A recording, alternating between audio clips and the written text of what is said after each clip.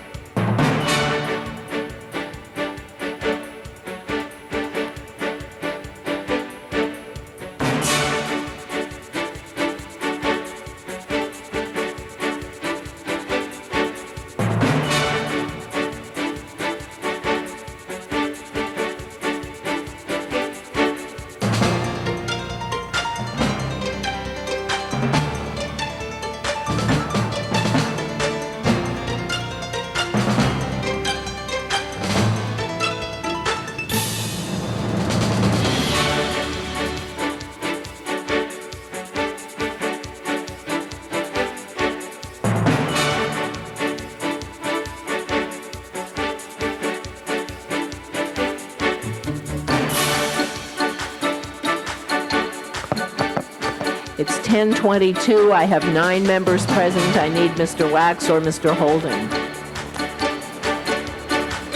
Preferably both, but either one will do.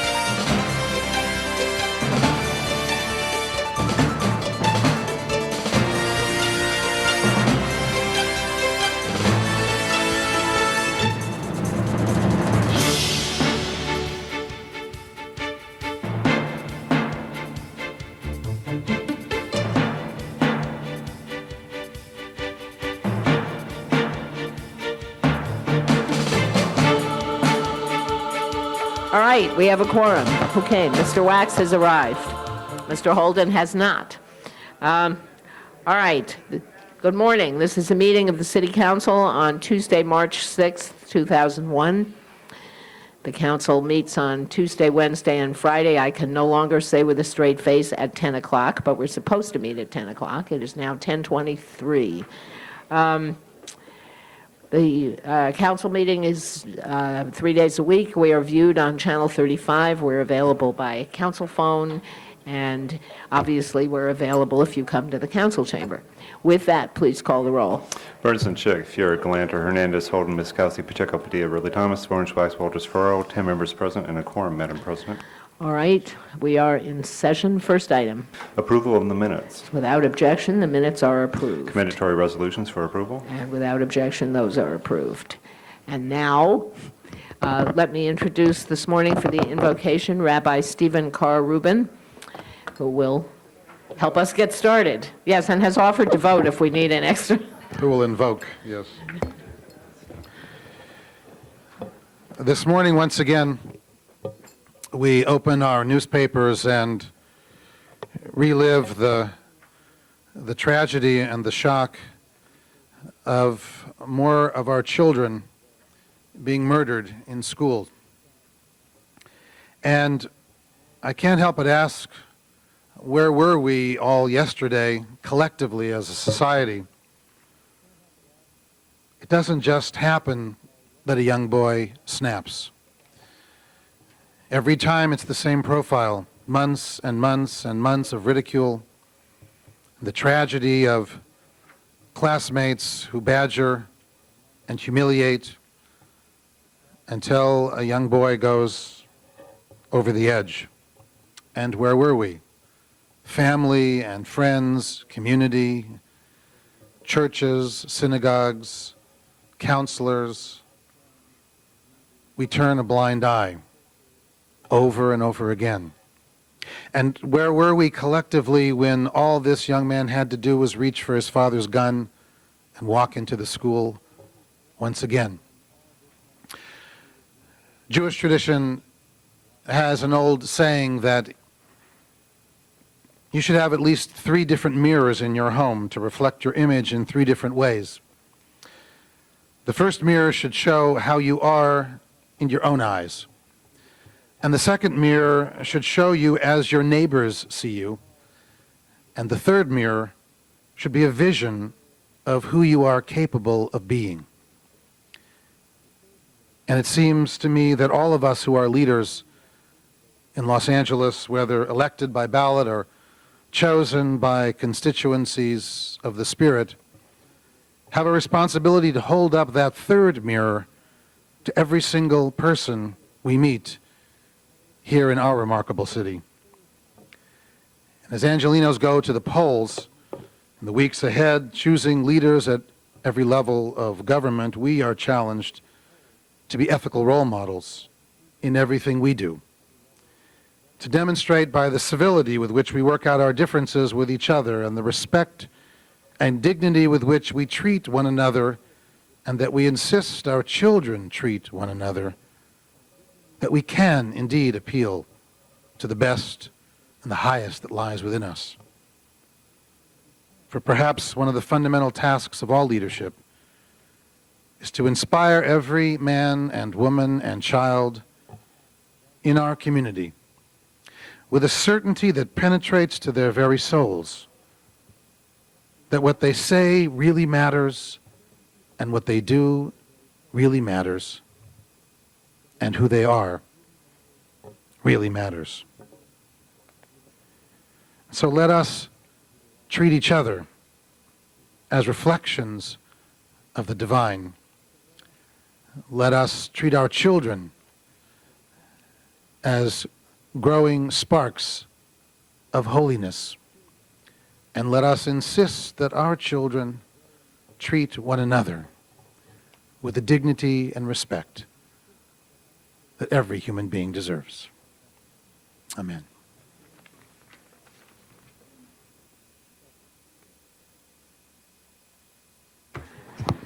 Thank you, Rabbi. We're now ready to begin the agenda. Item number 35, a request from Council District 8 that matter be continued to March 20th. Item 35. All right, item 35 is going to be continued until March 20th. On the regular agenda, there are several commission appointments. Item number 1 is the reappointment of L. Michael Russell to the Los Angeles Convention Exposition Center Authority. Members of the council, the first 5 items are all appointments to the, and mostly reappointments to the same commission. Anybody wish to be heard? Open the roll, close the roll. You might as well all come up. We'll just take you in order here. Yes, actually, members of the council, I'm going to suggest that we vote on all 5 of them at once, unless anybody wishes to call any of them special. So you'll have to figure, well, they are special, but if you want to vote on them separately, you have to do that. Does anybody want to separate out any of these items? Okay, open the roll on items 1 through 5. You've just become items 1 through 5. Close the roll, tabulate the vote. 10 ayes. Those are all approved. Welcome back. You're now people again. Thank you all for your service. Now, that's what you have to look up on the agenda, Joel, before you call them special. Thank you for your service, and congratulations, I guess. Okay, item 6. Forthwith on Item those, 6 is the yes. appointment of John Schaefer to the Board of Building and Safety Commissioners. Morning. All right, we have a motion. Anybody else? Open the roll, close the roll, tabulate the vote. 11 ayes. That's approved. Forthwith on that. Thank you very much. Thank you. Think we can keep this up for the rest of the agenda? Items numbers 17 through 19 on the regular agenda are items for which public hearings have been held. A motion is required on item number 16, as you have 2 reports on 1 file. All right. Mr. Fewer moves the Budget and Finance report on item 16. This is 7 through 19. I have no cards on any of those items, and besides, we've already held the public hearings. Any specials, 7 through 19? Ms. Chick calls item 8 special. Who said that? Mr. Pacheco, item 15. Anybody else? 18. Ms. Chick calls 18 special. Okay, Madam President, on 15, we'd just like to send it back to committee. all right. On item 15, is there any objection to that going back to committee? It's gone. Mr. Pacheco's committee. Okay, items 7, 9 through 14, 16 Budget and Finance, 17 and 19. Open the roll, close the roll, tabulate the vote. 11 eyes. Those who approved the ordinance on item 7 will go over 1 week because we do not have 12 members present. Forthwith on item 17, please. Forthwith on item 17. Okay. Conrad, are you back? Items number 20 through 37 on the regular agenda are items for which public hearings have not been held. Item number 28, a motion is required from the floor. All right, I do not have cards on any of those. Is there anybody in the audience who wants to be heard on any of those items, 20 through 37, with the exception of 35, which has been continued? All right, seeing none, the public hearings are closed. Any specials? Mr. Ridley Thomas? 28, there's an amendment, Madam President. Okay, it needs a motion anyway, so we'll... wait. 26, you want special? Okay, Mr. Fuhr, item 26. Any others? 20 through 37. Okay. All right, so here. So open the roll. Mr. Ridley Thomas, did I already get you? Okay. Open the roll on items 20 through 25, 27, 29 through 34, 36, and 37. Open the roll, close the roll. 11 eyes. Okay, thank you. Those are approved. On the supplemental agenda, item number 38 is an item for which public hearing has been held. Okay, item 38. We've already had a hearing. We don't have any cards anyway. Members of the council, item 38, open the roll, close the roll, tabulate the vote. 11 eyes. That's approved. Also on the supplemental agenda, items number 39 through 42 are items for which public hearings have not been held. All right, we have a card on item 40, so we'll call that special. Any other specials? 39 through, sorry? Yes, sir. Since we take 10 votes to hear some of these, why don't we just vote right now? We can do that. We don't have to call it special. It's order. We'll get to it. Which one are you talking about? I think 39. On 39, okay. We're going to go, I think we're ready to go, oh, instead of calling it special? Yeah, just, Okay. yeah. So that's the procedure. Otherwise, No, you it already... certainly is the procedure, yes. Right. So, All right, is there any objection to, voting, this is with respect to all of the items 39 through 42. You want to separate out 38? Yes. Or 39, I'm sorry. Okay. This is the question of consideration. It takes, now, the reason for this, in case anybody's confused, is that the rules of the council state that if the item has not been to committee, that it takes 10 votes of the council to bring it straight to the floor. And so we often dispense with this, but Mr. Holden is very careful about these things and catches me every once in a while. So we're going to separate out, now which one did you want to separate? 39. 39, okay. Let's just vote on whether 10 votes to consider item 39. Open the roll on whether to consider. Okay, close the roll. 10 eyes, 1 no. All right, so that matter will be before us. Let's just do them on the others, just to be, let's take them down the line. Item 40, 10 votes to consider? Yes. I think it was 40 you wanted to. Do you want to come back? We're now going to vote, we're taking them one at a time, at your suggestion. Okay, everybody with me? We're on this is on whether to consider item 40. It takes 10 votes because it's a Rule 16.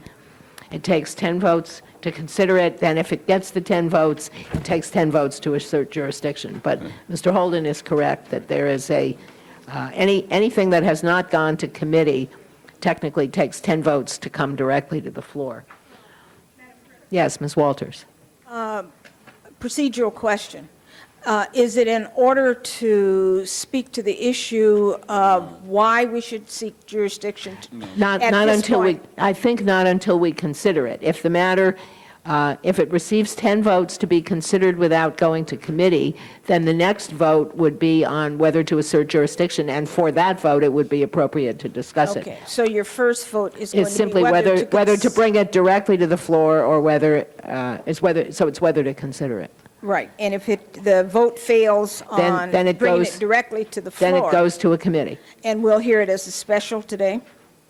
Well, a special also takes 10 votes to come in directly. I mean, either a Rule 16 or a special requires 10 votes to be taken up without having it go to committee. If it doesn't get the 10 votes, it doesn't kill the motion, but the motion goes to a committee, which then brings it back. And All right, well, I believe that if that happens to this motion, it would go to the Arts, Health, and Humanities Committee, which presumably would hear it quickly. Right, and bring it back as a committee. that's what I'm interested in having occur. But it seems to me that there's some very good reasons for that, and I wanted to see how those can be inserted in the record. All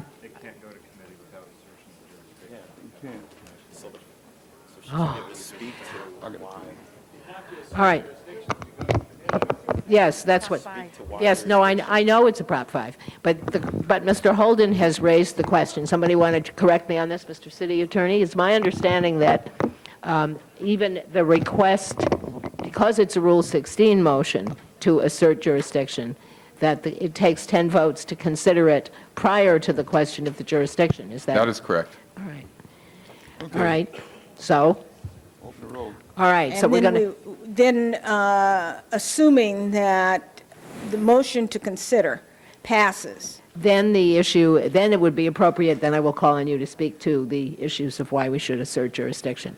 All But right. what somebody just said here is that, the clerk just told me, is that because it's a commission action, if the motion to consider is not adopted, it can't go to committee.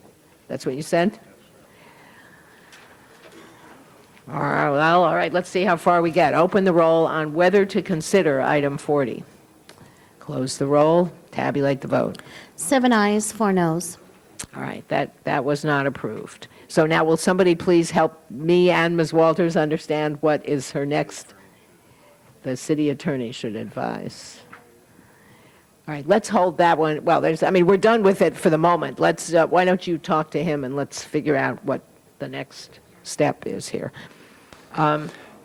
Did you wish to take 10 votes to consider on 41 and 42? Yeah, let's do those together. I think we've found the reason for this. Open the roll on whether to consider items 41 and 42. Close the roll, tabulate the vote. 11 ayes. Okay, those will all be before us. Now, can you remember where we were in all of this? Item 40, we did have a card, but that's not, Did you wish to go back to the first special? I think that's where we are. As Well, item number 8 that was called special by Councilmember Chick. Okay, Ms. Chick? Yes, on item 8, I believe we are missing, once again, a fiscal impact statement. And it is that and only that caused me to ask this to be called special. I think there was no fiscal impact submitted by the Department of Transportation or ORS. Neither ORS nor the CLA have completed a financial analysis of the report. So I'm... Shall we perhaps hear from ORS or the CLA and find out why they didn't? Is there anybody here from ORS or the CLA? I was assuming it was because Department of Transportation didn't Madam get the President? information that they needed. Yes. Mr. Perhaps Savornich. Perhaps it would be more appropriate to send this back to Transportation Committee in order that the CAO, ORS, can prepare a report fine. and then have it come back to the council. And we'll schedule this for our next Transportation Committee meeting in 2 weeks. That's perfect. And that will give ORS an opportunity to report, and then it'll come right back to council. It's perfect. Thank you, All right. Mr. Chair. If there's no objection to that, item 8 will be sent back to the Transportation Committee. Next, Item number 15, called special by Councilmember Pacheco. no, he asked that that be referred back to his committee. Yep. And you said to me which committee, and I told you Pacheco's committee. Sorry, I had it as number 17. Number, And so number 26, called special by what happened to Councilmember. item 18? Madam Chair, Yes, sir. excuse me, just to clarify, wrong Pacheco. 15 goes to Padilla's committee. Oh, I thought you did. wanted it to go to your committee. No, send it back to But committee. it was you who asked for it, right? Yes, yes. Okay. Send it to Padilla's committee at Pacheco's request. Mr. Holden. On item 39, I inadvertently pushed no, but could you make that unanimous? We haven't voted on the I substance know, of but in it yet. terms of here, Yeah, okay, all right. Mr. Holden wishes to change his vote on item 39. You got to read these agendas very carefully. I know, I tell my staff that all the time. Yeah, well, we won't ask what they tell you. All right, item 18, Ms. Chick. Yes, thank you, Madam President. I wanted to draw your attention, colleagues, to item 18 because, once again, the City of Los Angeles is on the cutting edge in terms of our ethics ordinance, continuing our work to strengthen it, and continuing to be a model for the rest of the nation, if not the world, in terms of how we regulate ourselves and the business that goes on here. Both the city and certainly I have long believed that the best way to continue to restore the public's faith and confidence in their elected officials is through disclosure, through allowing public scrutiny, in particular of campaign and office holder contributions. What is before us today is the result of the Ethics Commission's work, and some in response to a motion, unfortunately, a motion I introduced in 1997, and that for whatever reason, unknown to me, has taken 4 years to advance through the Ethics Commission to come to us. But what is before us, I regard as a first step in using technology to mandate the filing of our reports, the same filings that we submit to Ethics Now, will now be required to be filed online, thereby making it significantly easier for the members of the public who have internet capacity and ability to view these filings instead of having to come downtown and check out copies. I strongly believe that the next step we should be moving towards is that when contributions are deposited in accounts, they should be filed also online immediately, so that if there are people who feel that there's a direct connection between contributions and how we make our decisions here, they'll be able to much more easily follow the money and follow the votes. What's before us is more conservative than that, but it's a good first step, and I hope that we all not only support this today, but look forward to future action where we can have the immediate filing when contributions are deposited. Thank you. Mr. Pacheco. Madam President, colleagues, I have a problem with number 18 because I think it hurts the little guy or the little gal, whatever you want to use here. If you look at a grassroots campaign, and I will tell you that when I ran for council, we did not have the resources to pay a professional treasurer to track all of our information, which would then require us to then have the software and everything appropriate to get this online. Even when you look at what the goal is, I don't think the burden should be put on the candidates who are trying to comply with the rules, but they should really be put on us as an institution. Why don't we, instead of doing this, why don't we fund ethics to the level where they can turn it around and it can be online within 24 hours. That would probably be the more appropriate way of handling this issue. $25,000 is not a whole lot of money in some races, but more importantly, it's not enough money to really pay for the support personnel. If you're going to be running the grassroots campaign like most of our renegade campaigns do, their money should be spent focusing on the voters, communicating to the voters, and getting a hold of the voters. I have a real awkward time with this motion because I understand the spirit of it, and it sounds good on paper, but I really don't think that it's going to be helpful to the smaller candidates and the candidates who want to challenge the establishment, the candidates who aren't the chosen ones from the machines and the political insiders.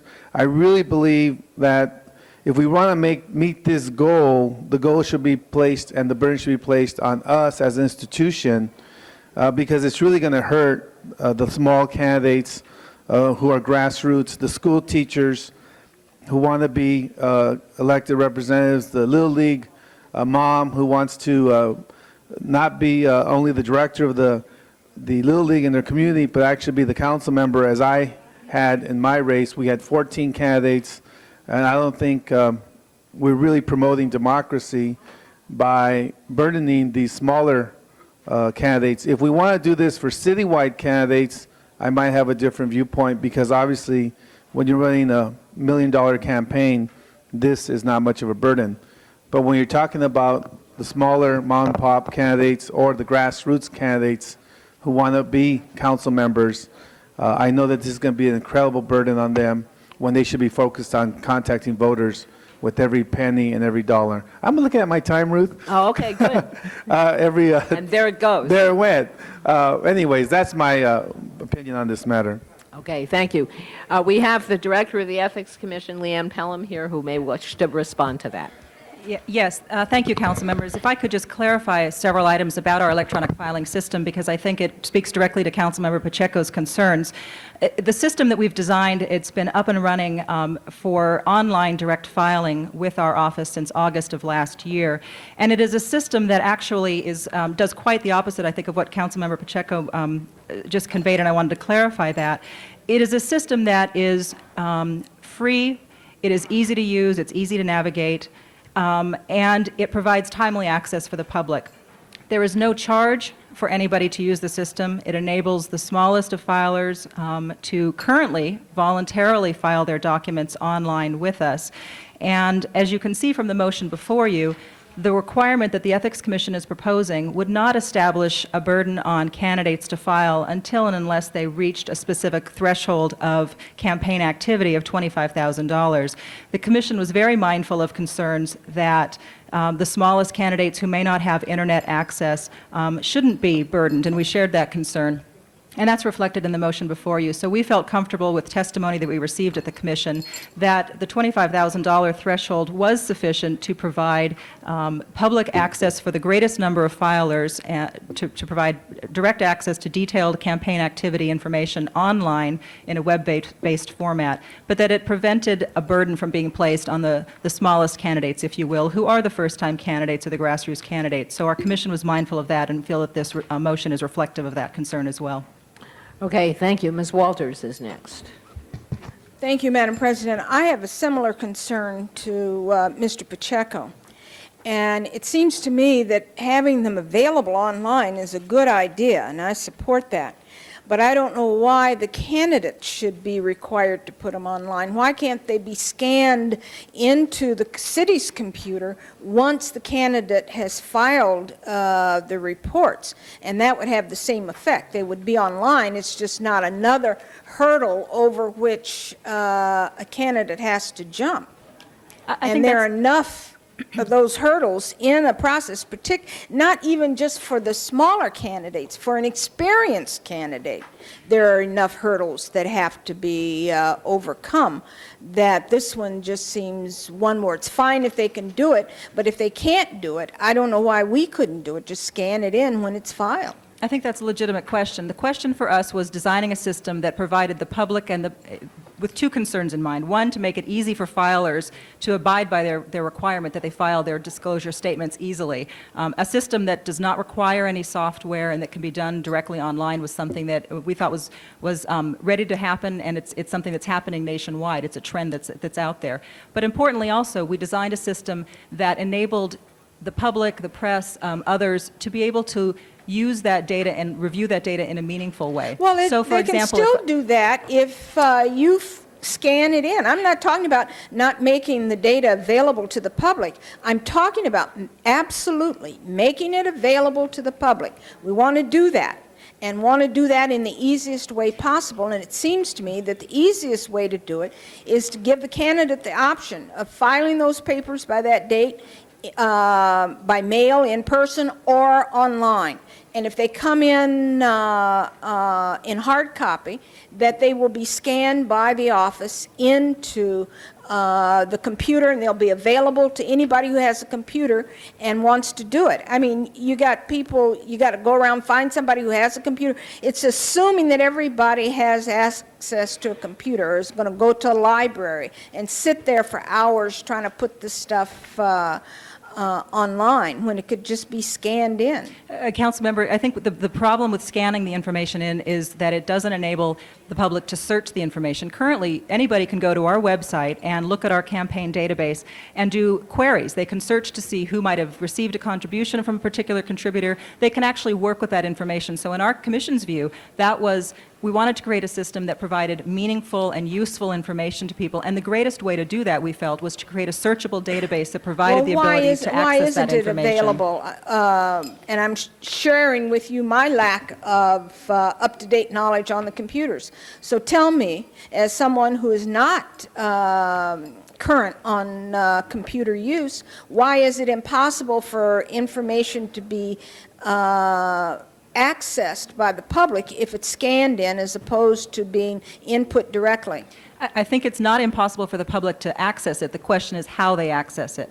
The technology that I'm familiar with, and I'm not the technology expert on our staff, but the technology I'm familiar with prevents you with a picture of what you see. So you can look at the file, you could look at the record, but you can't search through it. You can't sort the information. You can't print it out in a particular way that's useful for the person who's looking to see what kind of contribution activity we're seeing in the city of Los Angeles. So All we right, took well, a different tact. my time is just about up, and I would think, and council members, I would move that we require this to be put online, but that we seek software that will allow all the information to be searched after it has been scanned in. I think scanning it in is much better. I mean, if you tell me I had to put it online, then who do I get to put it online?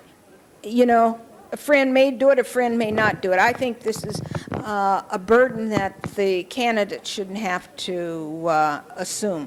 So I would move that instead of requiring the candidate, that it be optional, and that we seek software that will allow us to scan the information and that the information be interactive. All right, thank you. Mr. Savornich.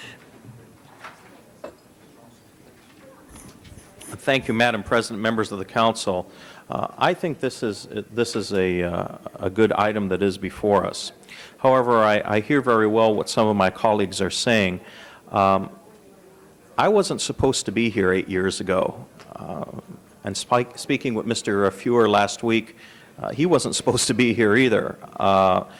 The conventional wisdom is that we weren't supposed to be elected to the city council, and I remember very well having to do a lot of things by hand and trying to figure out a way how to fill out these forms, how to get them in on time, and we couldn't afford to hire a professional treasurer to do it. In running for re-election since the first election to get here, and then running for 2 other campaigns, one at the federal level and one at the state level, both the federal committee to which I had something to do with, and the state committee required online filing. And I found those to be a good thing. However, they're expensive. And one of the things to which we had to do was to buy the software that interacted with the reporting agencies, the FEC, the Federal Elections Commission, and the California Fair Political Practices Commission. And so the question that I have is the methodology by which a campaign will communicate its information under this proposal to the Ethics Commission. Is it software that the campaign needs to purchase from someone or pay a licensing fee to the Ethics Commission? What is the mechanism by which they are going to be able to transmit such data? I know for both the State Committee and the Federal Committee, we had to buy a certain type of software from someone. My treasurers would know that. But if you could enlighten me on that, that would help Yes, me. thank you for asking, Councilmember. Again, the Ethics Commission's electronic filing system does not have software. There is no need for a candidate to purchase software. There is no need for a candidate to have any kind of expense other than their normal treasurer expense, which most candidates have by the time they're running for city office. But it's a system that it's free to any candidate who wants to use it, and they can enter the information directly online at our website. There is also, by the time that this... Almost like emailing it to you? Yes. There is also a mechanism we're in the final stages of developing, so it'll be ready for the mandatory filing date of July 1st if the council passes this motion, that will enable candidates who already use existing third-party software vendor, as a number of candidates and officials already have third-party software that they've paid for and are using, and this would enable them to enter the information onto our system and download an Excel spreadsheet to incorporate into whatever software system they may already be using. So the system is designed to enable both the smallest candidates who have the least fundraising activity to use the system easily, as well as to make it available to anybody who already has existing software vendors so that they can use the system as well. I know that if you are a small campaign and you do not have a professional treasurer service, that would someone be able to transmit the data to you from their home computer? Yes, all they need is an internet hookup and the basic web browser, and that's available for anybody to use. And again, the proposal before you would not require that anybody use this electronic filing system until and unless they reach $25,000 in fundraising activity. Okay, my question also would be why was the $25,000 threshold chosen? Again, I think we looked at a level where at $25,000, you may recall, that's one of the triggers for qualifying for the public matching funds program. Provided you receive contributions from individuals at $250 Right. or less. This is simply a question of if you raise $25,000. We looked around at other jurisdictions around the country who have imposed mandatory filing requirements. In San Francisco, for example, imposes a mandatory requirement for any office holder or candidate who reaches $5,000 in activity. So we wanted to be a little bit more responsive to the fact that there may be more first-time candidates here, and $5,000 didn't seem to be that much. My final question, because my time has expired, does this also pertain to independent expenditure committees that would advocate for or against a ballot resolution and/or a candidate? Over time it will. Right now, because we had limited resources of one systems person on staff and we developed our system in-house, the system has taken a while to get to this stage. But we expect that the technology that we've developed will be applicable both to other programs like our lobbying program down the road, as well as to independent expenditures when they have to report that with us someday. Thank you. Mr. Holden. Ms. Walters, do you want to use a minute or so of my time, or are you through? I thought you said you wanted, okay, all right. Well, then let me ask you a question. For council races, if you reach a threshold of $50,000, then you have to notify the Ethics Commission, all the other opponents in the race. Is that not correct? There are a number of notification requirements. Yeah, If for you reach $50,000, yes, I believe you notify us. Since it's going to be at an expense for the individuals to do what's so being requested, could we make the $50,000 a threshold because they would have a little bit of money then? Actually, Councilmember, this wouldn't require any additional expense on the part of a candidate who's running for office. Just for the person they have to hire somebody who, I mean, there are a lot of people running for Congress. They put the name on the ballot. They don't know what is all involved. And they're going to have to spend a lot of money to be in compliance that they've not even thought about. And a lot of them are going to be not in compliance because of it. People just don't have the full knowledge of the scope of what's the whole mechanism, what's required in this. That's why I think they raised the questions. Probably to make everybody feel good, maybe you could double it to 50,000, use the same threshold that once you qualify, having raised 50,000 bucks, then something else triggers, might be okay. Something you want to think about? I would support it.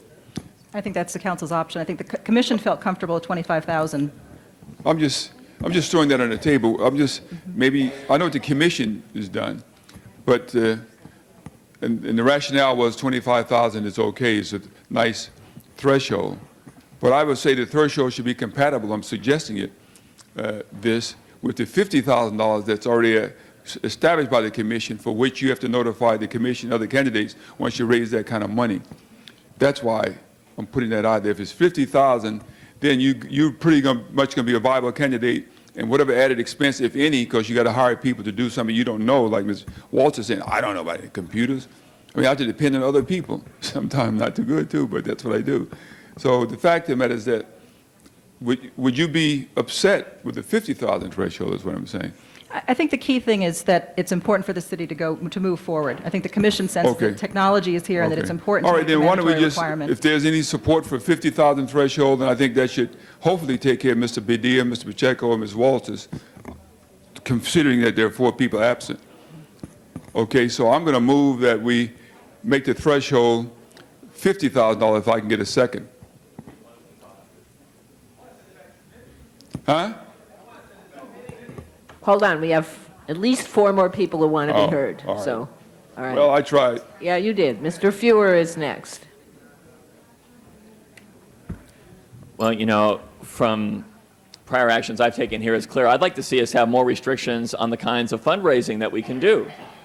In the absence of those restrictions, however, the Ethics Commission has consistently said, at a minimum, we need to be assuring meaningful disclosure.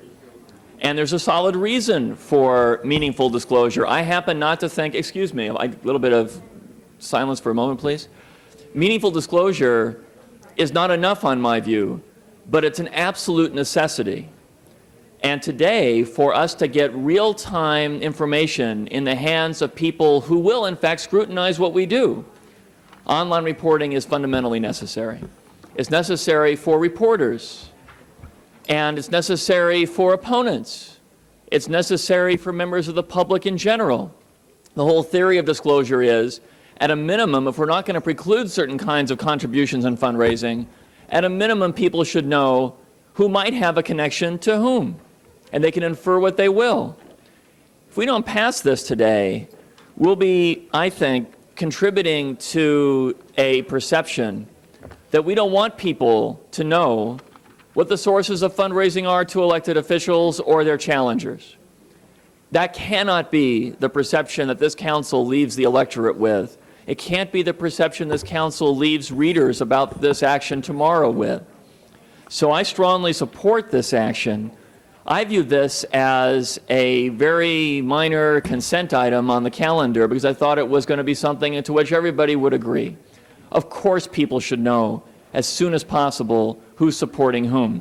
The controversy this morning is a real surprise to me. And I say this, you know, we're talking about grassroots campaigns. When I ran for office, I quit my job. I walked door to door for 7 months and wore out 2 pairs of shoes doing it. I am, if anything, sort of the archetype for what it means to run a grassroots campaign. And I couldn't be more in favor of this. I'm just surprised it's a contentious discussion. I mean, Ms. Pelham, if this council were to vote this down today, wouldn't it impede the ability of people trying to research the bases of support for candidates? We've had a tremendous response to the online filing system that's up right now. There are a handful of city candidates who are using it. Obviously, we're hoping that it would be a mandatory requirement so that we get the biggest bang for our buck. But we've heard extremely positive comments from state officials about our system, from the press and the public, all of whom have the ability to come in and see the data online. Unfortunately, right now, because the system is not mandatory, there is a lag of 4 weeks' time before the Ethics Commission staff and as-needed staff can enter the detailed information online and make it available to the public. Only because my time is about up. I have to say, if anybody pays attention to politics in Los Angeles, and too few people do, they know that the axiom is, in so many cases, too many cases, a disgusting number of cases, follow the money. Nobody can do that and hold elected officials or candidates accountable in today's world where people need quick access to information if we don't do this very well. The public depends on us at least sharing who supports whom, for goodness sakes. That's what's at issue here. I urge unanimous approval. Don't send this back to committee. Don't doctor it. Don't mess around with it. This is a minimal requirement. Ms. Chick.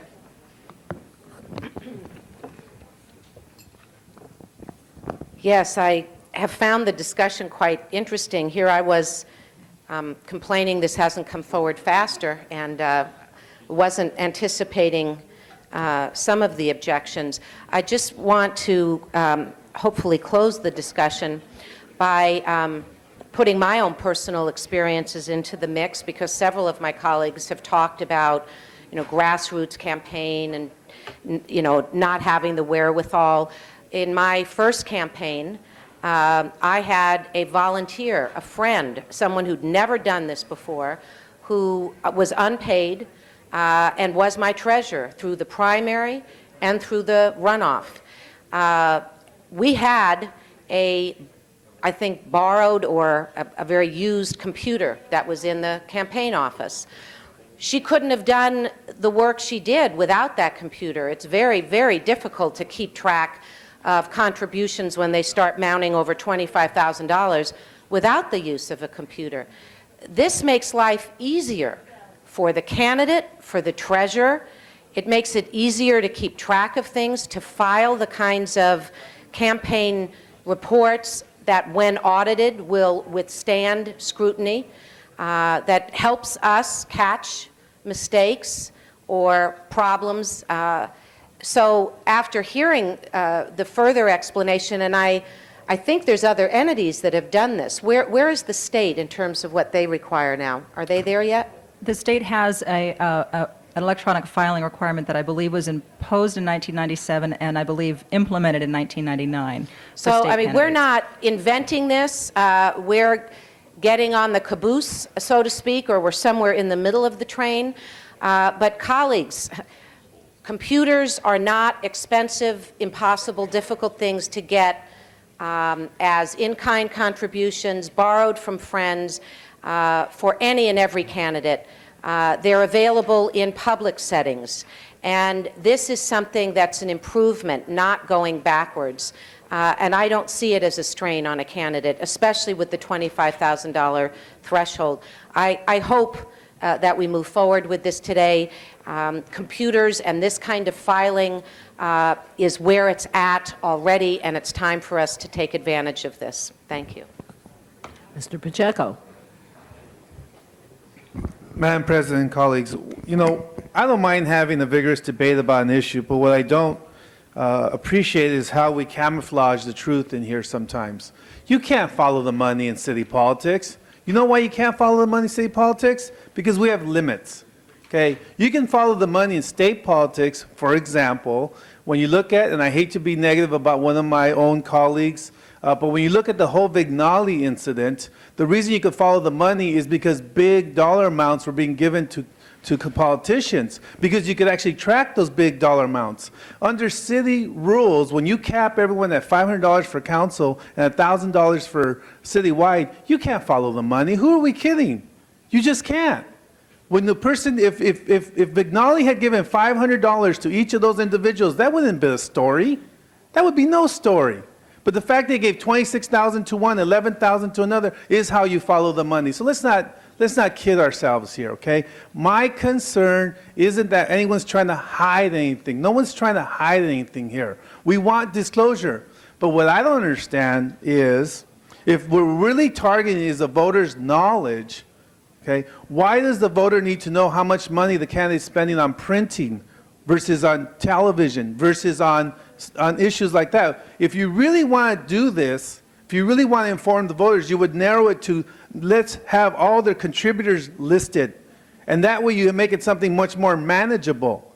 Now, I have a lot of technical questions. If we're talking about this online filing, I know for a fact, okay, that when I'm online, I get kicked offline all the time because either my computer crashes or the connection falls. So, I mean, what is the technical requirements here? What if you have, see, my concern is you have $25, is it still $25 that you have to report? $100. It's $100? It's not $25 a city? 100. I thought it was 25 in the city. No. Okay. So you have a $100 requirement, okay? You have a grassroots candidate who gets 200 people to give them $100, right? That's 20,000. You get a couple of people to give him 500 because they think he's a nice person. You're up to 25,000. You get online, you try to input these 200 names. What happens if you get disconnected at 155? Do you go back to zero? No. Our system retains the information as long as you've saved each record, and once each record is saved, you could go back and re-enter it if you were kicked off. Okay. So then now we need people who are trained. I mean, what I find complicating this whole issue is I'm not against disclosure. And I think it's a misstatement to camouflage or to misrepresent our concerns as against disclosure. If we're so for disclosure, then why don't we pay for it as an institution, give City Ethics the money and the resources to, on the day that they receive these reports, get the data entry people to key them into the computer. Because I can tell you right now that I know people who have been able to key in information rapidly. I know my time's over, Madam President. I apologize. I do have some other points, but I will hit my button again. Okay. Ms. Walters. Thank you, Madam President. Again, my position is not to keep this information from being online. I think it should be online. I think it should be available to anybody and everybody that hits the computer to get it. My concern is the inordinate burden that it puts on candidates who are not raising a lot of money. Now, $25,000 is not synonymous with the amount of money that a person must raise before they qualify for matching funds. So the commission does not consider $25,000 cut line of demarcation as a viable candidate, it seems to me. And if they're not considered a viable candidate, then why bother requiring them to do this for $25,000 amount of money that they have raised? I still think that the city can purchase the software, whatever is needed, and it should be done by the city and not a burden put on the individual candidates below a certain level. Councilmember, if I could respond very briefly to that, thank you. The commission, in looking at the level at which we proposed mandatory filing to take effect, balanced. Well, mandatory filing is there for everybody. But let me explain if I could. Mandatory online filing is not required If I could yet. get to that in a minute, but in terms of the level, the threshold level, we balanced the concern about trying to capture as much of the campaign money that was out there with respecting the fact that there are smaller candidates who simply don't reach a certain level. We simply weighed that in the decision-making process and made a recommendation, and our commission approved the $25,000 level. In terms of the software issue, we have heard from jurisdictions nationwide in our participation with groups through the Council of Government Ethics Laws and so forth, where people have implemented systems using software, they find that the level of frustration on the part of the filers has increased. People are moving more and more to online direct filing with web-based applications. It's something that the technology we envisioned a few years ago, the application makes sense, the technology is there now. We're comfortable that that is a process that is going to work better than having to distribute software to anybody. Well, you say that And it's not that it's been interactive if you scan it in. There's got to be an answer somewhere between the mandatory filing, online filing for $25,000 candidates and what you're now requiring. And I would urge you and the commission to find where that ground is. And I think it should be out there, absolutely. Every penny that's raised, I think it should be out there and available to the public, available to the commission. But I don't think it should be done as a hardship on some of these smaller candidates. Mr. Pacheco also wants to be heard again. May I, as the chair of the acting chair of the committee, inject something here? We did have a committee hearing on this, and one of the reasons that, I think it came in Rule 16 originally, and one of the reasons that I had asked for it to go to committee is exactly the concerns that several of you have raised about the impacts this would have on smaller committees. And I was actually alerted to those concerns by my campaign treasurer, who serves as treasurer for a number of different candidates and issues. And she informed me, and I subsequently learned that there are a number of campaign treasurers who meet, I think, informally together to sort through some of these issues and to comment on proposals that the Ethics Commission may arrive at from some other source, and also to propose things. The treasurers group felt that the $25,000 threshold was a reasonable threshold. And so the committee, Ms. Chick and myself, recommended approval of the original ethics proposal. The other thing I believe that attracted both of us was the fact that the system that the Ethics Commission proposes to use is a lot easier to use than other systems might be, as Ms. Pelham just described. So the committee did hold a hearing on this and recommended, after attempting to do the same thing the Ethics Commission did, that we look at all of these different issues and balance them. And after all, if you can raise $25,000, especially in the small increments, then you are ready to at least to take yourself as a serious candidate. And in this day and age, somebody in your campaign is going to have access to a computer to email in the required information. So that was why the committee recommended approval. Okay, Mr. Pacheco. One of the questions I had, and one of the issues that was raised, was that this would make information available for reporters, opponents, and if we're really going to focus on the voters, and we're really interested in where the contributions are coming, why aren't we limited to just contributions being filed online? Why do we have to go beyond contributions? I mean, what's the rationale as to how much I pay my campaign manager, how much I pay my treasurer, how much I pay my press, my organizer? Why isn't it just, I mean, we're talking about who's influencing government through contributions. Why wasn't it just limited to contributions? The system does provide both information about campaign contributions and expenditures because, as you know, Councilman, that's information required by state law to be reported on your regular campaign disclosure statement. So we're simply making this a process so it's easier for that information to be filed electronically, but that it still enables you to comply with the requirements of state law. So are you saying that once I file electronically, I'm done, and my audits will be based on my electronic filings? No, because state law has some law in this area, and the issue of electronic signatures has not yet been resolved, there is still a requirement that the hard copy will be the legal document.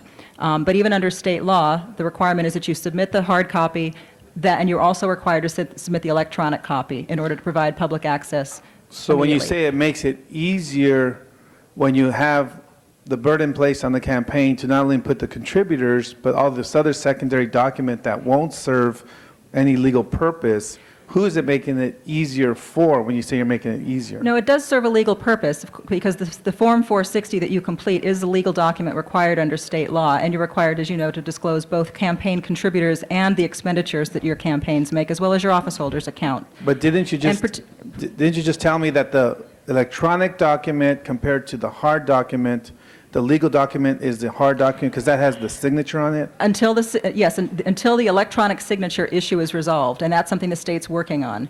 They're requiring that people submit both a hard copy as well as electronically. Now, for us, all that means in practice is that once you have filed your statement electronically with us, you print a button, your statement is printed out, you file that copy. So the state law still requires the signature of the official to be Right. on the statement. I understand that. So what you're saying is we have state law that has one issue, and my question, and what I heard my colleagues champion, this is about getting information to voters about who's contributing to candidates. So if that's the goal, if the goal is to inform our voters, my only point at this juncture is I want to reach the goal. I'm not so concerned about these state laws, these other things. Why can't I have a system that simply focuses on the contributors as opposed to all these secondary matters? And why not minimize the burden on the campaign to just comply with the goal of information to the voters about contributors. Well, 2 points, Councilman. The first is that, as you know, the requirement, we've talked about it in terms of campaign contributors. This requirement also applies to office holders who have office holder account statements. Again, those funds that enable them to raise funds privately to help fund their communications that assist or serve or communicate with their constituents. City law imposes specific requirements on what those expenditures can be made for. So, of course, for office holder accounts, it's important that the public can see that, in fact, the expenditures are being made within the bounds of the law.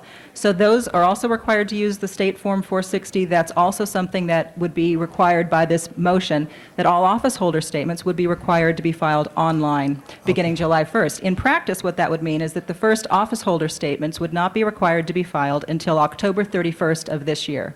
Let me just, for the record, say I completely support office holder statements being required online. Once you become an elected official, you have the capacity to comply with that 10 times over. I mean, I think the problem is once we get here, we tend to forget where we were and how these grassroots campaigns have a very big uphill battle against some of the entrenched either incumbents or, in some cases, well-funded campaigns. So I don't have a problem with office holder, but I have a huge problem with the campaign ones. Office holders, I fully agree, we can put those online. So if I can move to bifurcate the motion at this point to separate office holder from campaign, I'd like to make that motion. Okay, Ms. Mizikowski, for the first time. I just am somewhat befuddled, like I think my colleagues are, about what I think we're really doing is hair splitting. This material is available. This material has to be made available. Some people, still can do it by hand, but we are making it easy by way of the Ethics Commission making available a program. So for those who are concerned about a treasurer having to buy a program, buy this computer mechanism, that's not necessary. There will be a computer available. All they have to have is their home computer and fill it in from home, from an office, from wherever, which is about the same amount of diligence they're going to have as if they are filling it out by hand. And I think that the only legitimate question was the one as to where and how the threshold was chosen. And I think the explanation both by our ethics department through what the commission looked at, as well as what Ms. Galanter offered in terms of the idea of the informal gathering of treasurers, saying that this was a reasonable amount, starting to trigger someone of a little more substance as a candidate versus someone who may not have. And we are really just hair splitting. We were told that this is coming. This is, whether it's now or whether it will be 2 years from now or 3 years from now, it will be something that is automatic and we are all going to be accustomed to it. It is not trying to hide anything. It's trying to make available that is already available, more easily available by computer than those same people who might be interested in finding the data and have to go to the ethics department, have to go someplace to find it because it's not available, not easily available. So this is a question of ease and access of information that is already out there and making it a process that we're all going to be more comfortable and more familiar with. And so I really believe the debate has been interesting, but I really think that it's just a question of time, and there's no reason not to do it now. Thank you. Mr. Fewer. Well, there's only one more. Okay. All right. Previous question has been called. Now, I have noted 3 motions, but I didn't hear any seconds. Ms. Walters moved to make it voluntary. Mr. Holden moved to lift the threshold to $50,000, and Mr. Pacheco has asked that we split the office holder accounts from the campaign accounts. I'm sorry, did I miss one? All right, I did not hear a second. Now, we can split the question. I don't think that, because we're still going to vote on it. I did not hear seconds on the others, so let's first. The previous question, Ms. Chick was the only other person who asked to be heard, and she's waived it. So we're ready to vote. What's before us is the committee report, and Mr. Pacheco has asked that we divide the question from divide office holder accounts from campaign accounts. Did you want to say something in response to that? Well, I would encourage the council to not adopt that motion. I think it's important that both the campaign disclosure information be fully available as well as office holder No, information. I understand that. We were just going to vote twice. We're going to vote first with respect to office holder accounts and then to campaign accounts. All right, open the roll on the committee report as applied to office holder accounts. Close the roll, tabulate the vote. 10 eyes. Okay, that's been approved. Now open the roll on the committee report as applied to campaign accounts. Open the roll, is that it? Close the roll, tabulate the vote. 9 eyes, 1 no. That's approved, right? All right, that's approved. Forthwith on both of those, so they can get started. We only put you through half an hour of hell on the way. I mean, it's, it could have been longer. Okay, next item. Items number 39, 41, and 42 are items for which public hearings have not been held. Those are the ones that we earlier voted to consider. Any specials? We have no cards on any of those. 39, 41, and 42. Any specials? Open the roll on items 39, 41, and 42. Close the roll, tabulate the vote. 10 eyes. Those are approved. Next, Item number 26, called special by Councilmember Fuhr. Mr. Fewer. Thank you, Madam President. I actually called this special just to focus some attention on some exceptionally good work. We had an item in this chamber a couple of years ago where we focused on the fact that there, up to that point, was no playground in California where kids with disabilities could play with kids of all abilities without help. And it was a remarkable day here where we set aside land in Griffith Park and created a playground called Shane's Inspiration in honor of a child who died after 2 weeks of severe disabilities. And many people have seen in the newspaper and on TV how incredibly well used Shane's Inspiration is. Now we have underway in Mr. Padilla's district at Hanson Dam the creation of a second boundless playground. And we have before us an opportunity to begin work on a third one in West Los Angeles. Ms. Galanter and her office, in whose district this would be, have been terrific to help this move forward. Ms. Walters, as the chair of the Arts Committee, has done really extraordinary work to promote this idea both in West Los Angeles and as a citywide matter to create a network of boundless playgrounds throughout Los Angeles. And this is a very poignant thing because once we created the boundless playground in Griffith Park, there was a piece in the paper and a family in West Los Angeles contacted us to say that their disabled child couldn't make it as far as Griffith Park or Hanson Dam because they couldn't breathe without assistance for that length of time, and could we please create something for kids like him somewhere west of Griffith Park? And that's the effort here, is to do this. And I have a motion pending on which Rec and Parks has done a lot of very good work to create the opportunity so that every playground in the city can have equipment that can be used by kids of all abilities. This is great teamwork. Rec and Parks, a number of council members, and the mayor's office as well, all joining together to create the most basic opportunities for joy, for being like a kid, for all kids. And Madam President, in particular, since this is in your district, I wanted to call the attention of everyone to the fact that you, Ms. Walters, and Rec and Parks have been just phenomenally strong on an issue that will never get a lot of visibility publicly, but a lot of kids without a voice in city politics will be forever grateful for your work. Thank you. We are looking forward to having this playground. And with your motion that you've got Rec and Parks working on to create these, can you get them to start using some sustainable building materials as well while they're at it? All right, open the roll on item 26, sorry. Close the roll, tabulate the vote. 10 eyes. That's approved. Forthwith on that, please. And that brings us to 28. And item 28, I believe, has an amendment which has been circulated. And if I remember correctly, we called it, Mr. Ridley Thomas, you had called this special for, this is item 28, for the purpose of introducing the amendment? Yes, I think 28A has been Yes, it has. introduced, and I would just simply ask for a unanimous vote of the same, Madam President. All right, anybody else? Open the roll on Mr. Ridley Thomas's motion. 28 as amended. Close the roll, tabulate the vote. 10 eyes. That's approved. Next item. That looks like it. Now it's time for public comment on Public non-agenda items. comment. I'm sorry, Ms. Walters? Yes, I'd like to move a reconsideration of item number 40, and I'd like to move that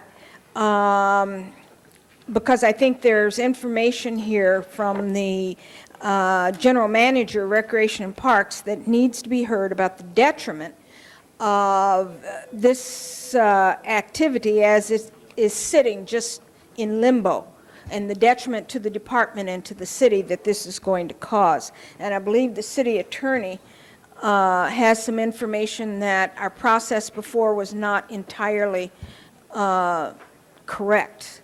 So Well, I if you asked would- him at the time, Mr. City Attorney, what did you want us to do? There was some confusion there on what could be stated by council members in support of the motion to consider the matter in the first place, whether to waive the committee process under the council's rules.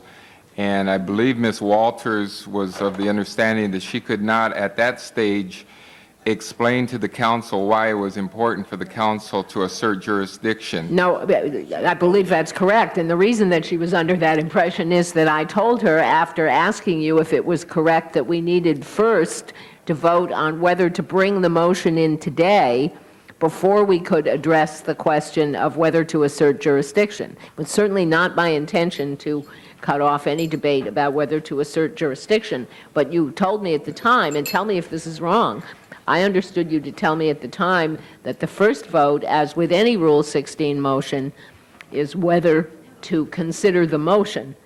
And then, had that passed, I'm perfectly willing to take that vote again if you tell me that's not what we're supposed to do. But I've been told numerous times by numerous city attorneys, every time Mr. Holden brings it up, that it takes any Rule 16 item on the agenda technically takes 10 votes before we can hear it at all. And so the Rule 16 item was the motion to assert jurisdiction. So are you telling me that we do not need to take a vote or did not need to take a vote, or that we should take another vote on the first question, whether to take up today the issue of whether to take up jurisdiction? No, that is correct. You do need to have 10 votes to consider this matter. And then there's a second vote on whether to assert the jurisdiction. But in discussing the first matter, Okay. the All right. the Then I should members let her talk can to that. Okay. discuss why it's important for Fair the enough. council to assert I jurisdiction. apologize for my error, and I encourage you to do that. So now, does that, so now, Mr. City Attorney, what do I do now? Well, there's a Having motion taken for the vote? reconsideration, and that requires 8 votes. Okay, we have a motion before us, members of the council, to reconsider our vote on whether to consider item 40. Open the roll. Madam Chair, No? may I speak to that motion? Sure. I think it's important to reconsider this for the following reasons that the city Point of order. stands. If we do not award this contract to somebody, we stand in jeopardy of losing revenue that would come to the city. We stand in jeopardy of budgetary projections not being met with respect to revenue, and capital improvement funding may be diminished by inflation in the construction industry. Other things may also pertain, and that's the possible need to have an interim concessionaire and additional mitigation of community concerns and needed concessionaire repairs. Those are all things that have been issues here before us with respect to this contract. And we have had 2 bidders, one that has offered substantially more than the other one, and it's a real concern as to whether we can get out to bid and have a third bidding. This would be the third bidding to occur if we go out again to bid before September. It's just well nigh impossible. We went back out to bid, ordered the department to go back out to bid on a golf contract for Rancho. That was 2 years ago, and it still has not been done. So I think this issue has been already handled in what I consider not the most forthcoming way that's possible, and it should have been. And I think that we should exercise our authority here today to take jurisdiction and send it back to committee and see what all of these ramifications are, and then report back to the council. And I thank you for your consideration. Sure, and I apologize again for having misunderstood my previous instructions, for my having misunderstood my previous instructions. Ms. Chick, on the issue of whether to reconsider. Madam President, excuse me. Ms. Hold Chick, on, wait a second. The motion for reconsideration is not a debatable one. It's just a straight-up vote. Just a straight-up vote. All Point right. of order, point of order. Yes, Mr. Ridley Thomas, Point of what's your order. point In of order? light of the fact that You just told me to let Ms. Walters talk, which, Well, then I'm on going a to do point of order she had. Go ahead. If I may, on the point of order, in light of the fact that the chair has already indicated that she misunderstood the instructions from the city attorney that effectively precluded a discussion that would have been appropriate, it seems to me that two things ought to apply. One, a ruling that determines that an error was made and allow the discussion to take place in the parameters that have already been reestablished as being correct, or the common courtesy ought to be afforded a colleague to proceed with what should have been the case in the first instance, rather than those who are inclined to torpedo the capacity to reconsider. all right, I would thank- say a ruling from the chair is all in right, order. this is not exactly a point of order, but Ms. Chick, did you have a point of order? It was exactly the same point. Well, That an it's- error okay. was made. All right, it seems to me that we have several options here, and this is what I'm going to suggest, and if... Rule, Madam you Chair, all- just If you rule. all have, first you have to let me finish. No, first you have to let me finish. In view of the fact that Ms. Walters has now been given an opportunity to speak most eloquently about why she felt it was important for us to take this up today, I am going to suggest that we simply re-vote on the first vote. The first vote is whether to take the matter up today. And then, if that gets 10 votes, it didn't get 10 votes last time. If it gets 10 votes this time, we proceed. If it doesn't get 10 votes, we're back where we were.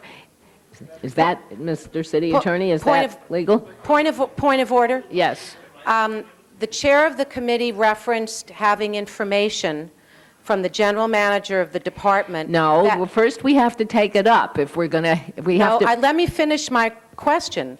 Is that information available to all of us, separate and apart from how the vote goes? It's been in the newspapers. All right, let us, Madam Chair. we are, The report. we are now going to vote. Madam Chair, we are Sir. about to do what we did in the first instance.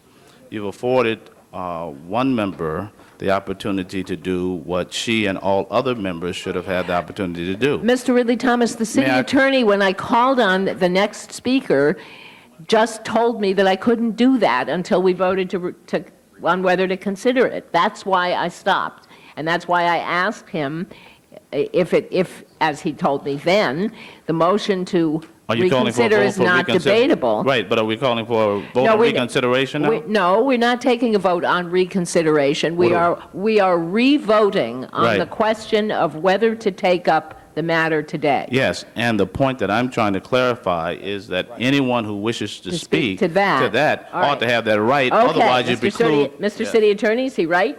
If he's right, okay. Ms. Chick was next, then Mr. Ridley Thomas. Ms. Chick, you're on. Okay, I would like to hear more information than Ms. Walters was able to make in her 3 minutes on the general manager's report.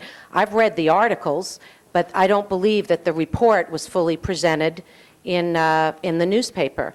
And I think it's very important, colleagues, whether the final vote is to reverse or attempt to reverse what the commission has done or not. It's very important for us to have a public dialogue and debate about such a controversial and important contract as the Greek Theater, to understand what the pros and cons are, and clearly if a general manager of the department involved comes out with strong statements about negatives, these are things that we should take under consideration and debate in public. That is our role as elected officials. It is what we owe our constituency, all of our constituents. This is a very, very important facility in the city of Los Angeles. There has been a great deal of confusion and misunderstanding on the part of the public as to why the commission was unable to make a decision and award a contract. It's a very unusual happening in this city. And for anyone to vote against having a public discussion, I'm going to go back to a prior item, then at that point I question your interest in having public debate and disclosure about the motivation and the reasons for our decision making. That is why we discuss things in public session, and this one certainly merits it. I ask my colleagues who are considering this today to at least explain to those of us who think a public discussion is in order why you don't want to discuss it. Thank you. Mr. Ridley Thomas. Mr. Wax. Members of council, this issue has shamed this city. This is the worst of government.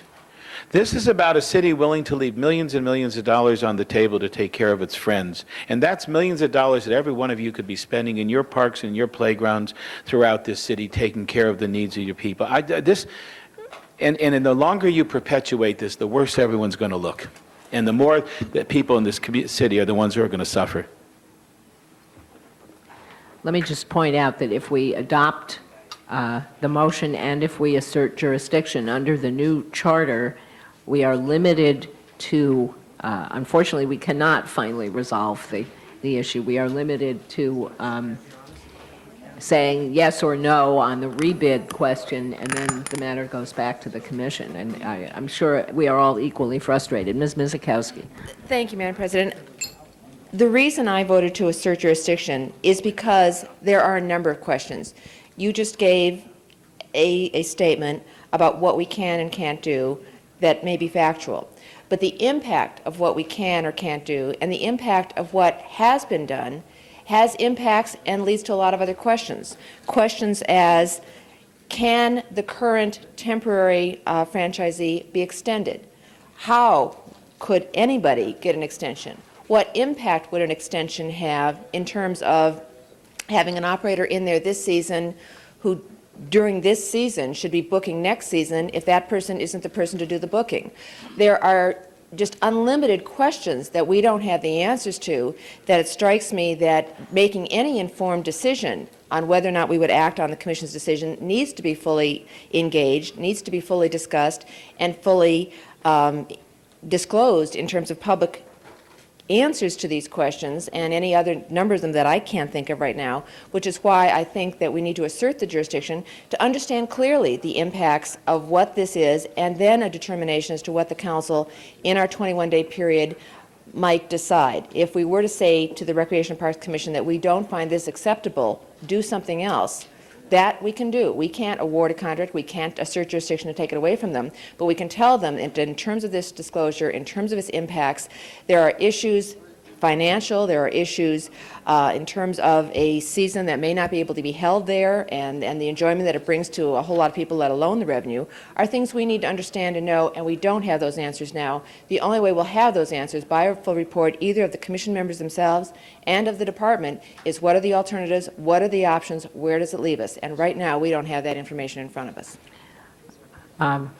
Actually, I did some research on this because I share a lot of these concerns, and as much as, obviously, I don't have a written report for you all, but it appears that since the council can't award the contract, that if we assert jurisdiction and if we determine then that the contract should not be rebid, the matter goes back to the commission, where the commission either can resolve it between now and July 1st with its current membership, or it can resolve it sometime later.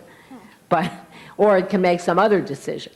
But, I mean, really, this is one of the pitfalls of the new charter. A minor point of order, just if I can Yeah, add go on ahead. that. I looked into the issue, just not on the substance, but the question of, now we know that the commission had been deadlocked with the 2-2 vote. We have a resignation. The mayor has 45 days to appoint. That 45 days, I think we've run about 30 of them right now. So we are within about 2 weeks of a new appointment being made by the mayor, which also could affect this decision, also could impact the decision. So there are other items out there that I think asserting jurisdiction today, having this in front of our committee for 21 days to look at all of those options and what they might mean is something that we and the public deserve to know.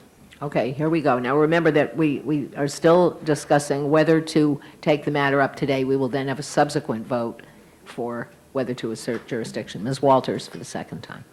I'm going to yield to Mr. Ridley Thomas. Okay, for he's a up couple next. Thank you, Madam. All right. Thank you, Madam President, Ms. Walters. I've heard from a number of members who seem to feel that it is appropriate to assert jurisdiction. There are those who obviously feel otherwise, and that is apparent by virtue of the fact that although they may be in the minority numerically, they can prevent jurisdiction from being asserted. I would make an appeal to those who feel as though it's inadvisable, imprudent, unworthy of public discussion here, and/or not within the purview of the council to deal with this, if they would be kind enough to tell us why we should not assert jurisdiction. It would help the decision-making process here. I trust that it would be illuminating, and it could clarify matters. And whoever is so inclined, I would invite them to take advantage of this opportunity to do so. Why should we not assert jurisdiction? Okay, Ms. Walters. Thank you, Madam President. I want to speak to why we should assert jurisdiction for the reasons cited by Ms. Miskowski, Ms. Chick, Mr. Ridley Thomas, and others. We have had distributed to each council member a Board of Recreation and Parks, the General Manager, Ellen Oppenheim's memo to the Board of Recreation and Park Commissioners dated February 7th. And she says in here, absent an award of a concession agreement, the department faces the following risk. The department will forfeit revenue. Upon execution of a new contract, the concessionaire must make a one-time cash payment of $500,000. These funds are needed to replenish the Greek Theater Support Fund, which is used for obligated facility repairs, maintenance, and services under the current contract. In addition, this funding will assist the department in meeting its budgeted projections. And she goes on with another couple of paragraphs to enlarge upon what she has had to say. Now let me review the bidding, no pun intended here for you, for just a moment. You will recall, Council, that this item lingered in the Recreation Parks Commission for quite a long time before they made a decision at the outset. Then they made it came to the committee, Arts, Health, and Humanities, on which I sat. Some extraordinary, though legal, parliamentary procedures were incorporated to ensure that there was a no vote in the committee against the person against allowing this other bid. We have two bids before us. The rule of the city is to take, in a contract where we are paying, is to take the lowest possible bid, the lowest responsive bidder. In a contract such as this, where they're paying us money and the city they're making revenue off the city, the rule should be that we take the highest bid, the bid that guarantees us the highest amount of revenue. Well, we have that. House of Blues has given the highest bid that they will return to us the greatest amount of money, which is considerably more than the Nederlander organization, which currently operates it. Nederlander has operated that theater for 25 or 30 years with extensions. They've never had to bid on a contract, if my memory serves. And I think that is disgraceful. This is a major money-making attraction in the city and should be a major money-making contributor to the city's bottom line. And we have given this away for years without having a public bid. And that's a disgrace. And it will be even more of a disgrace if we at this time accede to, again, parliamentary maneuvers and lobbying to not do anything about this, to rebid it so now Nederlander can get their bid up higher. Right. I think that, as Mr. Wax said, this is a shameful time for the city.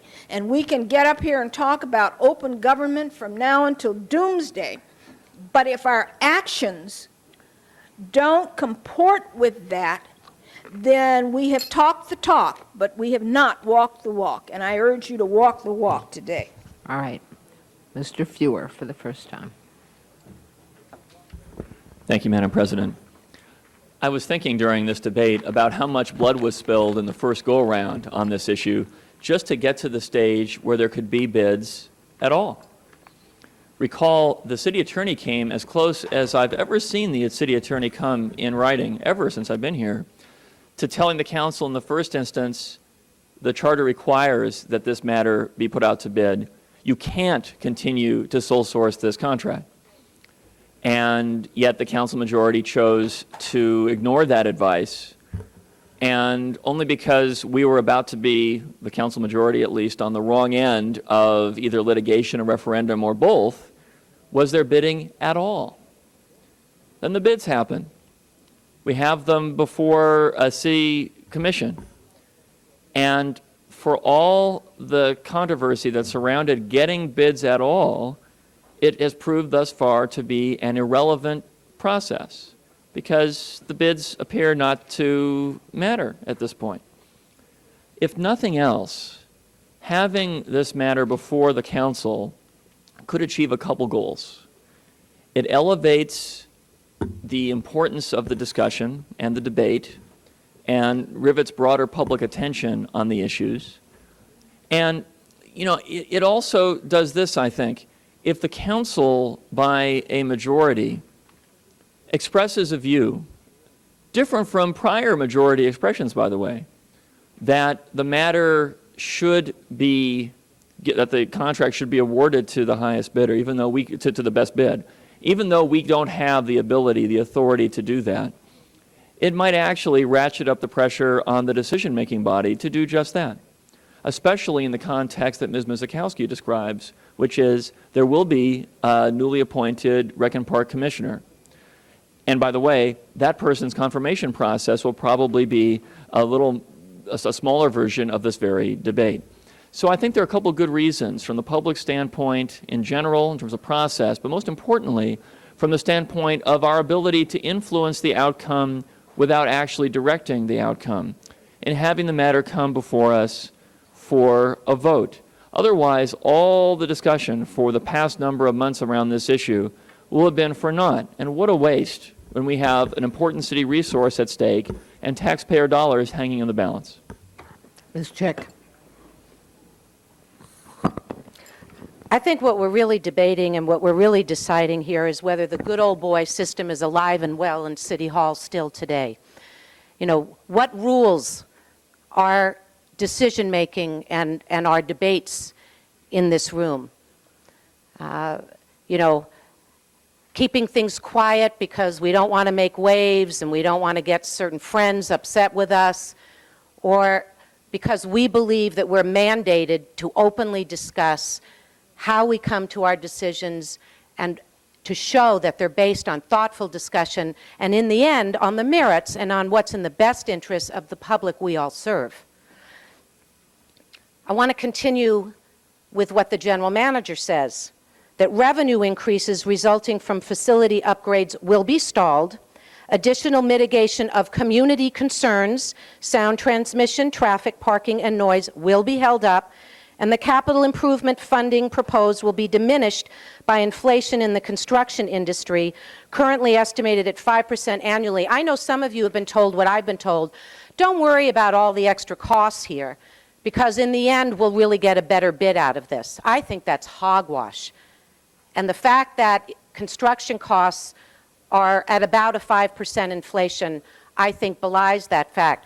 But there's also a discussion we've been given about what it is going to cost the city to do this, to have to go out to bid again, and the funding for consultants. And in the report that's going to the commission tomorrow, it talks about, in order to prepare the best forms, et cetera, use of financial consultant to advise on forms, format, and content.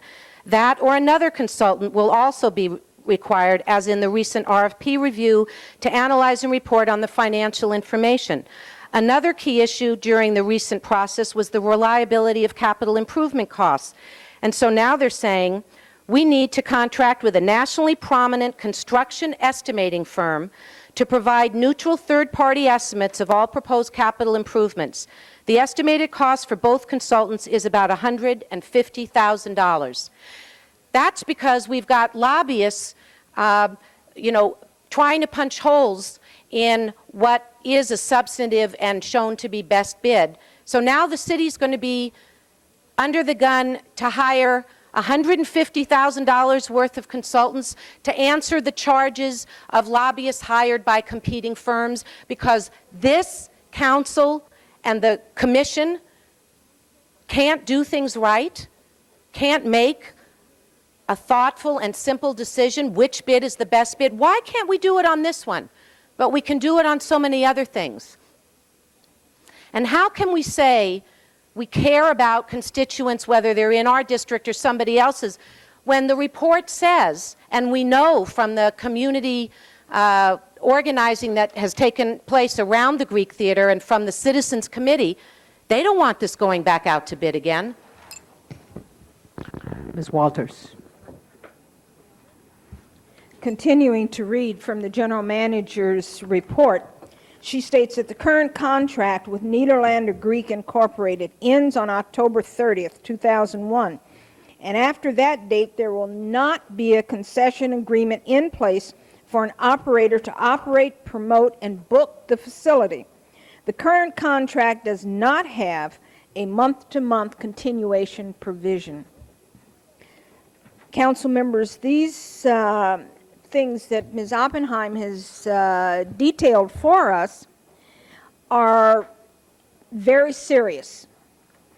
And they're very serious actions or activities that will go on or will not go on if we do not act. It is our responsibility to act, and I encourage us to act today.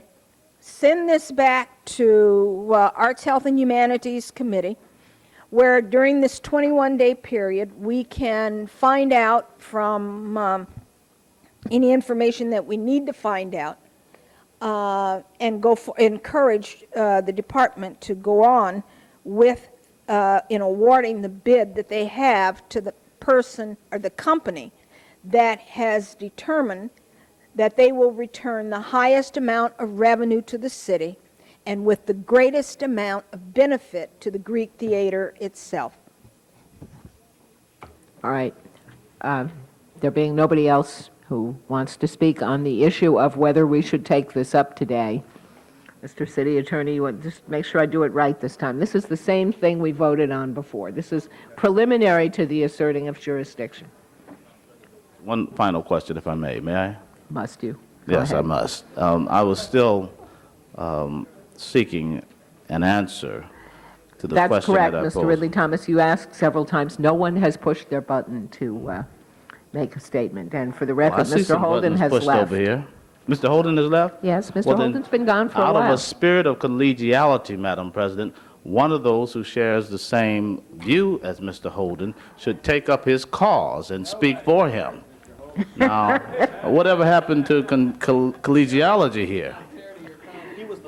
All right. Unless I see anybody else pushing the button here, we're going to Savornit proceed said to a vote. Holden was a designated hitter. So, All right. All right, are we ready? Are we ready to vote? Do we want to keep haranguing each other? This open the roll on whether to take up the matter today. Close the roll, tabulate the vote. I urge and I vote. 7 ayes, 3 noes. Failed. That's one vote different than it was last time because Mr. Holden's not here. That's correct. Now's the time to accuse people of abdication. No, now is the time for public comment. Oh, well, I'm going to that. You can get in line after the people who've already signed up. All right, I have 3 people who've signed up, if they're still here. Monica Meza, followed by Joanne Baltieres. Oh, I have 4 people, Richard Robinson and Nico and Theo Milanopoulos. Monica Meza.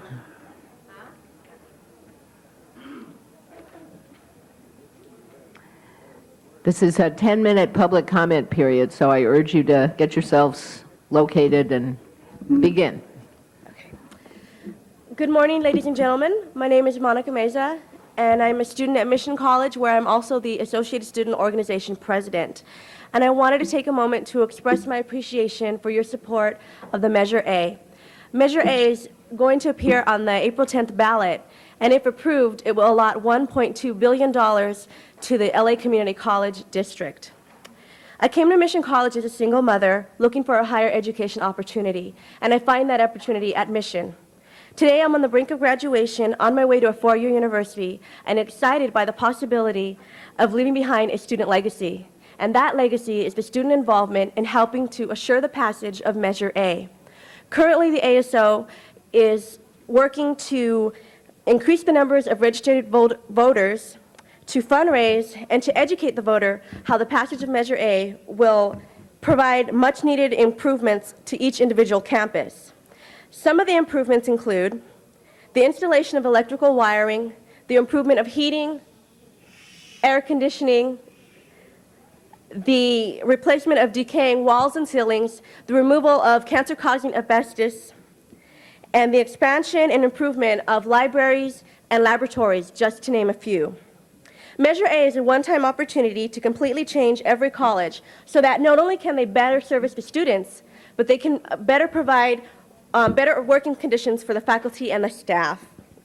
Community colleges are vital because they provide alternatives and opportunities to a variety of students. These students include single mothers, returning students, and newly graduated high school students who may not know yet what path to take. And community colleges serve as the resources for them to test the waters, for them to discover and decipher, to expand and to explore who they are not, and who they want to become. Community colleges, like I said, offer the student an opportunity to discover who they want to be. And I thank you for recognizing the importance of the community college system. And again, thank you for your support and your endorsement of Measure A. Thank you for coming down. This is a good way to do that. Next, Joanne Baltieres. Hello again, my name is Joanne Baltieres. I'm a former city council member and the mayor of the city of San Fernando, and I too would like to thank you for your endorsement. However, I'd like to challenge you to go one step further, and I ask that you would communicate your endorsement and your support of Measure A to your constituents. We really need you to be out there to advocate for this, to go through. As you know, this is the first time that there's been a bond measure that will allocate this kind of money to help renovate all the 9 community colleges. So we really need your support. The majority of people that do choose to go back to college start at a community college, and so I would urge all you city council members to use your influence on your constituents and help us to get this word out. Thank you. I'm also going to leave some flyers so people can pick them up. If you can hand these out to city council members, and if you could photocopy this and hand them out as you go, I'd appreciate it. Thank you. Thank you for coming. Richard Robinson.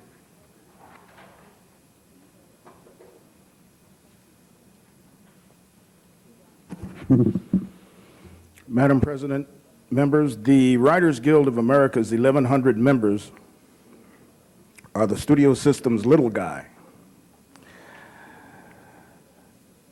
They are challenging the industry's standard contract, challenging the industry's long-term contract, which keeps artists tied up for years.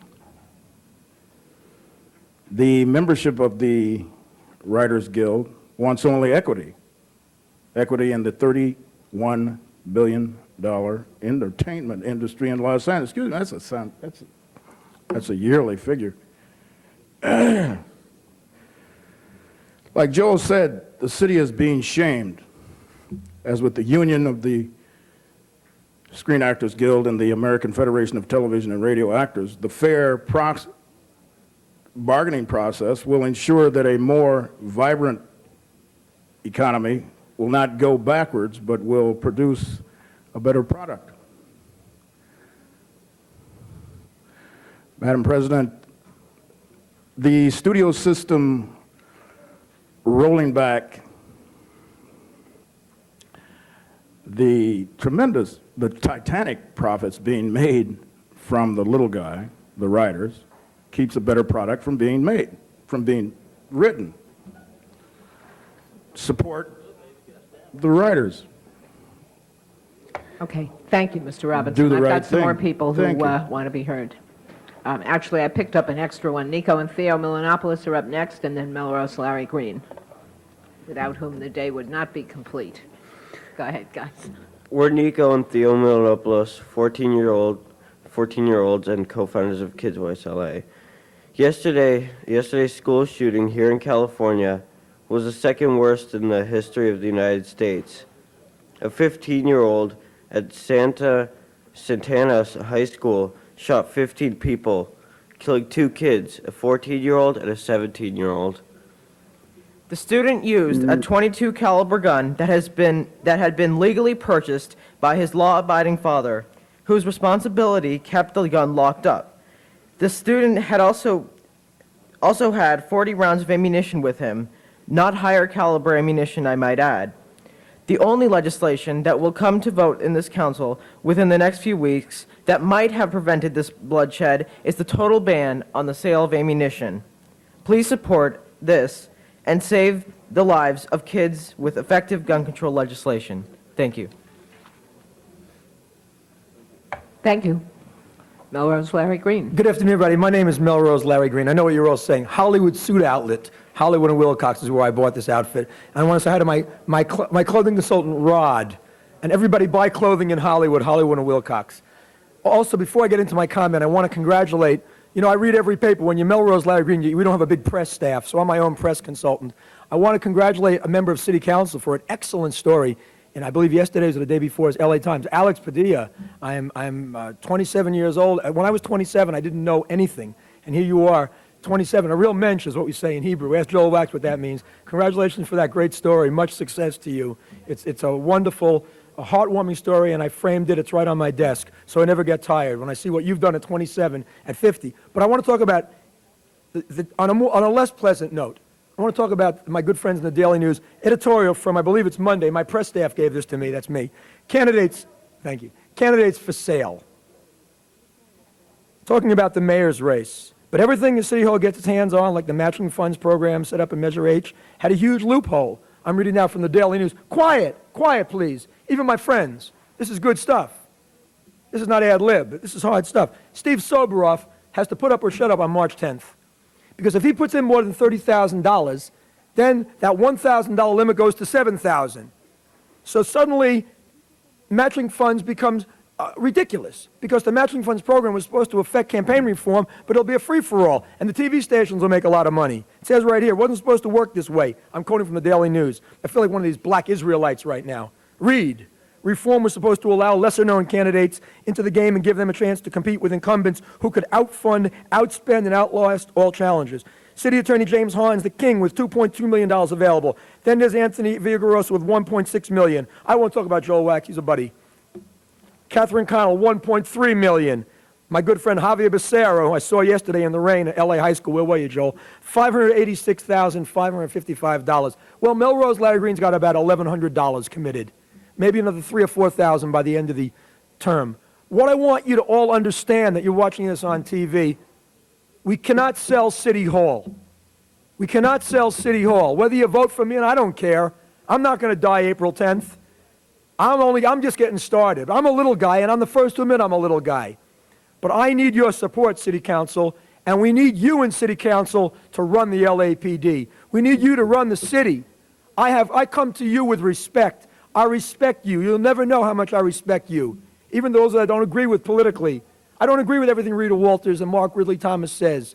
I don't agree with everything Mike Hernandez and Pacheco and Padilla stand for. I'm a Republican, but I respect you in city council. I respect you and I listen to you, but you must be more involved. I'm Melrose Larry Green. Thanks for your time. Regards from Chief Parks, by the way. I got to ask him a few questions. I went to the police commission meeting, and I might add, they move a lot more quickly than you do, police commission. And they give you 3 minutes. Believe me, it's not for want of trying. Oh, hey, Ruth Galanter, listen, are you Jewish? I've always wanted to know. Yes. I had a feeling. You You could remind tell- me of, but I'm not a Republican. you remind me of my cousin Ellen. My cousin Ellen almost threw me out of the house. She's a big supporter of the Clintons back in New York, in Westchester. Maybe County. she could make the meeting go faster. But I want to say I'm a big fan of Okay. yours, too, Ruth. Thank you very much. Thank you, Mr. Green. That closes the public comment period. Do we have anything else? Motions for posting and referral. Without objection, the motions are posted and referred. And council members request to be excused from council. Councilmember Savornis requests to be excused on March 30th for city business. This meets policy. All right. Unanimous vote. Fine. Councilmember Pacheco requests to be excused on March 7th to arrive at 10:30. This meets policy for city Well, business. at the rate we're going, he won't even have to be excused to arrive at 10:30. Councilmember Galanter requests to be excused on March 20th for city business. Meets policy. Unanimous vote. Councilmember Hernandez requests to be excused from today due to illness. All right. Does that need a motion? Unanimous vote. I told you. And Councilmember Galanter requests to be excused on May 4th for city business. It meets policy. Unanimous vote. The desk is clear. Do we have any adjourning motions? If I don't see any adjourning motions, call the roll. We're adjourned.